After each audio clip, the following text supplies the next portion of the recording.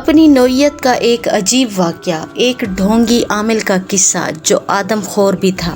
وہ اپنے ناپاک ارادوں کو عملی جامہ پہنانے کے لیے عورتوں کو بیوقوف بناتا تھا۔ 10 سالہ بچے کے سر کے بال اپنے ہاتھ کی مٹھی میں تھام کر اس کی گردن پر تیز دھار چھری پھیرتے ہوئے اس کا ہاتھ ذرا بھی نہیں کانپا۔ اس کے چہرے پر ایک شیطانی چمک ابھر آئی تھی۔ شہرگ پر چھری پھیرتے ہی اس کے تازہ خون کا فوارہ باہر کی جانب اچھلا اور زمین پر تڑپتے اس بچے کے تمام کپڑوں کو خون سے تر کرتا ہوا ایک بوچھاڑ کی طرح اس ظالم عامل کے چہرے کو بھی بھگوتا چلا گیا۔ اف میرے خدایا! رات کے اندھیرے میں جب سب خواب خرگوش کے مزے لے رہے تھے، ایسے میں شہر سے باہر ایک ویرانے میں بنی ایک چھوٹی سی کٹیا کے اندر یہ بھیانک اور دل دہلا دینے والا خونی کھیل کھیلا جا رہا تھا۔ چہرے پر گرے ہوئے خون کو اپنی سرخ زبان سے چاٹتے ہوئے وہ عامل ایک خون خوار عفریت ہی لگ رہا تھا اور یوں مزے سے تازہ خون چاٹنے میں مگن تھا جیسے کسی نے اس کے چہرے پر ٹماٹو کیچپ کا لیپ کر دیا ہو۔ اس کی زبان عام انسان کی زبان سے قدرے لمبی اور کھردری تھی، اس لیے وہ اسے اپنے چہرے پر کسی کتے کی زبان کی طرح چاروں طرف گھما کر خون چاٹ رہا تھا۔ کچھ دیر تک اس نے زمین پر تڑپتے ہوئے بچے کے بے سر لاشے کے سینے پر اپنا بھاری گھٹنا موڑ کر رکھے رکھا تاکہ وہ مزید اچھل نہ پائے۔ اس سے بچے کی کٹی ہوئی گردن سے اس کے جسم میں موجود تمام خون مسلسل باہر نکل رہا تھا اور اس کا جسم اس مضبوط اور بھاری جسم کے مالک اس خونی عامل کے گھٹنے کے نیچے تڑپ رہا تھا۔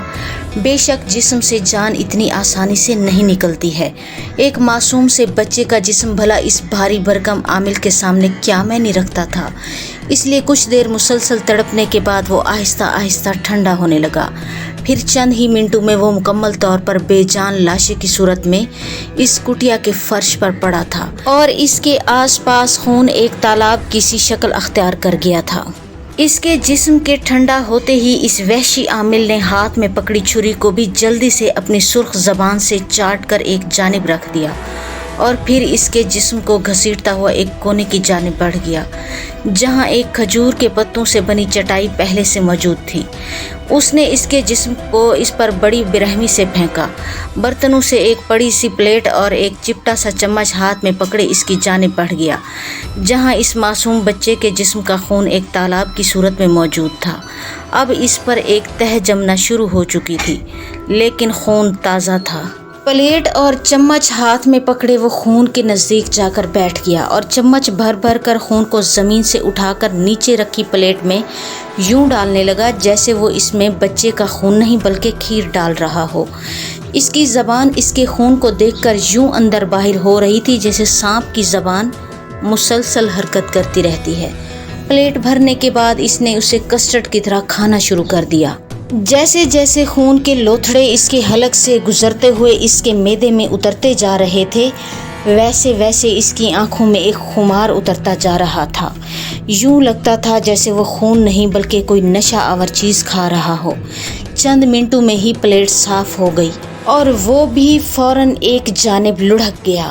رشیدہ، میں تو کہتی ہوں کہ صرف تم ایک بار میرے ساتھ اس بابا کے پاس چلی چلو، انشاءاللہ ان کے ایک تویز سے تمہاری مراد بر آئے گی اور تمہاری گود میں بھی ایک پیارا سا بچہ کھیلنے لگے گا۔ چارپائی پر بیٹھی نفیسہ نے اپنے ساتھ بیٹھی ایک ٹھگنے سے قد کی عورت کو مخاطب کرتے ہوئے کہا، نہ بابا نہ، میرے شوہر کو اگر پتہ چل گیا کہ میں تمہارے ساتھ اس بابا کے پاس گئی ہوں تو وہ مجھے بہت مارے گا۔ ویسے بھی وہ اس طرح کے ڈھونگی بابوں سے بہت نفرت کرتا ہے۔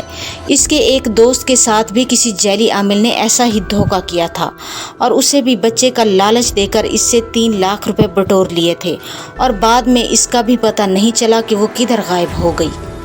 پاس بیٹھی نفیسہ نے منہ بناتے ہوئے اس کو جواب دیا لیکن اس کا لہجہ کھوکھلا سا تھا جیسے وہ یہ بات کہنا ہی نہ چاہ رہی ہو لیکن مجبوراً کہہ بھی رہی ہو۔ غالباً اسے اپنے شوہر کے رویے کا بھی خیال ہوگا جو بہت ہی غصے والا تھا۔ اب تم ایسا بھی نہ کہو، جب تک تم اپنے شوہر کو نہیں بتاؤ گی تب تک اسے کون بتائے گا؟ رشیدہ نے اس کی طرف حیرت سے دیکھتے ہوئے کہا۔ اس کی بات سن کر نفیسہ بھی کھسیانی ہنسی ہنسنے لگی۔ اس کا چہرہ بتا رہا تھا کہ نفیسہ کی بات بری نہیں لگی اور دل ہی دل میں فیصلہ کر چکی تھی کہ وہ بابا کے پاس تعویذ لینے ضرور جائے گی۔ پھر کچھ دیر تک ادھر ادھر کی باتیں کرنے کے بعد نفیسہ اسے پرسوں تیار رہنے کا کہہ کر اپنے گھر چلی گئی اور رشیدہ دل ہی دل میں یہ سوچ کر خوش ہونے لگی کہ اب وہ بھی ایک بچے کی ماں بن جائے گی۔